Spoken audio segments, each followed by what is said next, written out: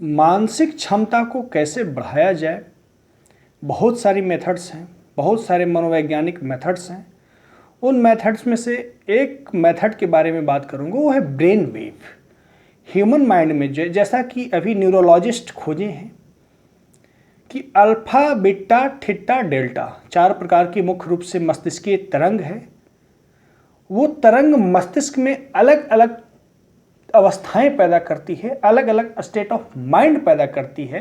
वो तरंगों की फ्रिक्वेंसी अलग अलग स्टेट ऑफ माइंड पैदा करती है, अलग अलग मेंटल स्टेट को परफॉर्म करती है, दिखलाती है, शो करती है, अल्फा, बीटा, थीटा और डेल्टा।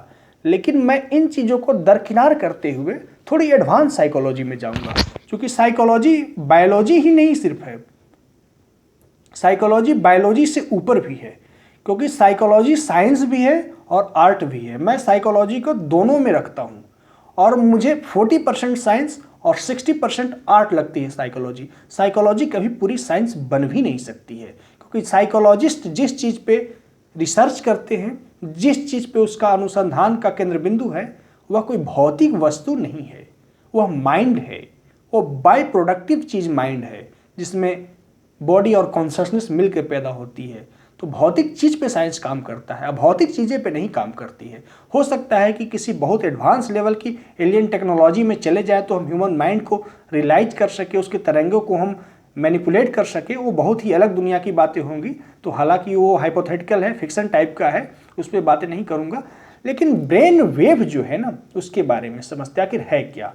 आप कुछ भी सोचते हैं, आप कुछ भी फील करते हैं, तो आपके माइंड में, आपके मस्तिष्क में, माइंड कहना उचित नहीं होगा यहाँ पे, मस्तिष्क में अलग अलग तरह की तरंगे भौतिक रूप से बनती है। और ये तरंगे बायोलॉजिकली भी बनती है और साइकोलॉजिकली भी बनती है। बायोलॉजिकली ये अगर आप नींद में चले जाते हैं या बायोलॉजिकली किसी भी तरह का आपका अंदर बिहेवियर में चेंजेस आता है, तो आपके अंदर एक सर्टेन वेव पैदा होना स्वाभाविक है। साइकोलॉजिकली अगर आप किसी भी तरह का इंटेंशनली थिंकिंग करते हैं या सेल्फ रियलाइजेशन करते हैं या सेल्फ इमेजिनेशन करते हैं, तो आपके ब्रेन में वेव पैदा होना स्वाभाविक है। तो ब्रेन वेव जो है ये पूरी तरह से डिपेंडेंट है आपके बायोलॉजिकल क्रिया एवं साइकोलॉजिकल क्रिया द्वारा। पर हम बायोलॉजिकल क्रिया को यहाँ साइड करते हैं, क्योंकि उसकी आवश्यकता नहीं है। जैसे आप सोए हैं तो स्वाभाविक है निद्रा के वक्त ब्रेन में जो वेव पैदा होता है वो पैदा होगा ही। आप थक गए हैं तो रिलैक्स हो रहे हैं, तो वो स्वाभाविक है ब्रेन में वेव पैदा होगा ही, क्योंकि वो बायोलॉजिकल है।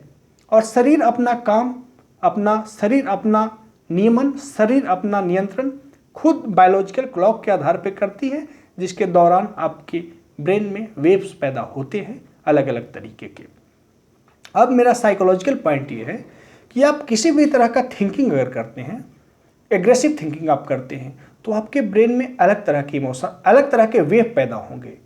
और अगर आप लव का थिंकिंग करते हैं, लव का इमेजिनेशन करते हैं, तो आपके ब्रेन में अलग अलग थिंकिंग आएगा। या तो कहा जाए कि साइकोलॉजिकल लेवल पे जैसा आप वातावरण अपने आप को देते हैं, या ऑटोनॉमस रूप से जैसा वातावरण में अपने आप को डालते हैं, या स्वायत्त तरीके से जैसा वातावरण में आप अपने आप को डालते हैं, वैसा ही वेव आपके ब्रेन में पैदा होता है। तो यहाँ एक चीज़ स्पष्ट हो गई कि ह्यूमन माइंड में जो, ह्यूमन ब्रेन में जो वेव पैदा होता है, वो आपके अंदर बिहेवियर जनरेट करने में सक्षम है। यानी कहा जाए तो आपकी साइकोलॉजी एंड आपके बायोलॉजी के बीच की कड़ी है ब्रेन वेव। आपके अंदर साइकोलॉजी और बायोलॉजी के बीच की कड़ी है, दोनों को जोड़ती है आपके ब्रेन वेव।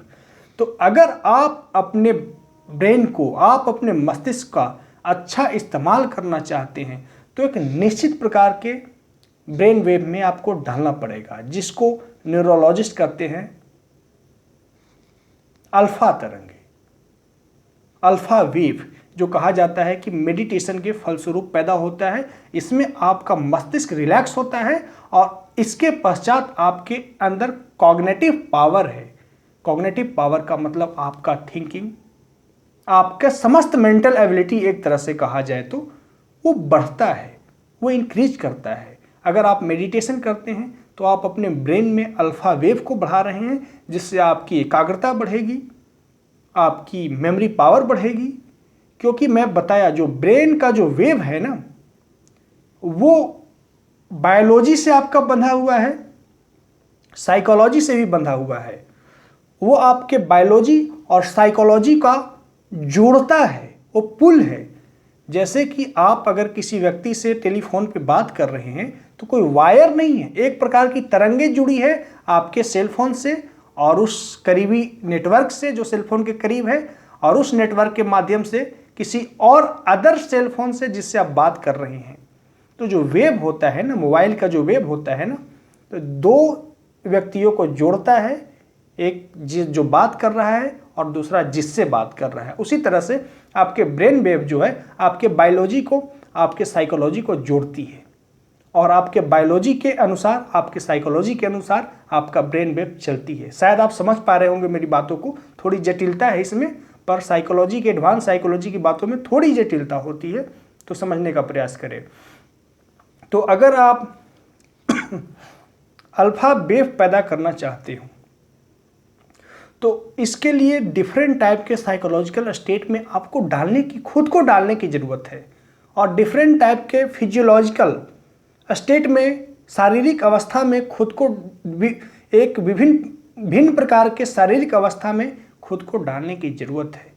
लेकिन दुर्भाग्य है कि हम इंसान वो मेथड नहीं जानते, वो मनोवैज्ञानिक मेथड नहीं जानते कि किस अवस्था में अपने शरीर को रखें कि हमारे ब्रेन में अल्फा वेव पैदा हो, किस ढंग से अपने मन को रखें जिससे हमारे ब्रेन में अल्फा वेव पैदा होने में मदद करे। इसका मेथड है प्रॉपर। और मैं बताया ना, हम इंसानों का दुर्भाग्य है कि हम इन चीज़ों पे कभी काम ही नहीं करते कि कैसे यूं चुटकी बजाते ही आपका माइंड चेंज हो जाए। अभी किसी और चीज़ के बारे में सोच रहे हैं, किसी नेगेटिव चीज़ के बारे में आप सोच रहे हैं, लेकिन आप स्विच दबाएं और वो नेगेटिव चीज़ स्टॉप हो जाए और कोई और चीज़, डिजायरेबल चीज़ जिसके बारे में आप सोचना चाहते हैं वो आ जाए। ये आर्ट हम नहीं जानते हैं, और आर्ट आपके ब्रेन वेव के कंट्रोल से ही होगा। क्योंकि मैं बताया कि ब्रेन वेव जो है बायोलॉजी और साइकोलॉजी के बीच की कड़ी है और दोनों को जोड़ती है, और ब्रेन वेव जो है दोनों से प्रभावित भी होती है, दोनों को जोड़ती भी है और दोनों से प्रभावित भी होती है, आंदोलित भी होती है, आपके बायोलॉजी से भी, आपके फिजियोलॉजी से भी, आपकी साइकोलॉजी से भी, दोनों से भी। तो अल्फा वेव का महत्व यही है कि आपके मस्तिष्क को बहुत ऐसे स्टेट में लेके चला जाता है जिसके बाद आपके कॉग्निटिव पावर बढ़ जाता है, अर्थात कहें तो मस्तिष्क की क्षमता बढ़ जाता है। अब मूल प्रश्न आता है कि अल्फा वेव को कैसे पैदा किया जाए। इसके बहुत सारे टेक्निक्स हैं। मैं बताया ना कि हमारा दुर्भाग्य यही है कि हम वो टेक्निक्स नहीं जानते हैं कि यूं चुटकी बजाएं और आपके ब्रेन का जो स्टेट है, आपका स्टेट ऑफ माइंड है, वो चेंज होकर के किसी डिजायरेबल अवस्था में चला जाए। और ये अल्फा वेव को कंट्रोल करने से ही होगा, अल्फा वेव को खुद के माइंड में रखने से ही होगा। और अल्फा वेव को कैसे पैदा किया जाए, आगे आने वाले 3-4 जितने वीडियो उस पर होंगे मैं बनाऊंगा कि आप अपने दिमाग में अल्फा वेव को कैसे पैदा करें, आप अपनी साइकोलॉजी को, आप अपने बायोलॉजी को अल्फा वेव की अवस्था में कैसे रखें, ताकि आपकी माइंड पावर बेहतर ढंग से काम करे और आप कूल एंड काम जिंदगी जिए, बिल्कुल रिलैक्स जिए। अल्फा वेव अगर आपके कंट्रोल में रहेगा, वो आपके कंट्रोल में आ सकता है, विधियां हैं। मैं बताऊंगा कि आपका ब्रेन अल्फा वेव के स्टेट में कैसे जाए। तो आगे आने वाले वीडियो में समझिएगा कि अल्फा वेव को कैसे अपने दिमाग में किया जाए। तो आज बस इतना ही, मिलते हैं नेक्स्ट वीडियो में। वीडियो को देखने के लिए धन्यवाद।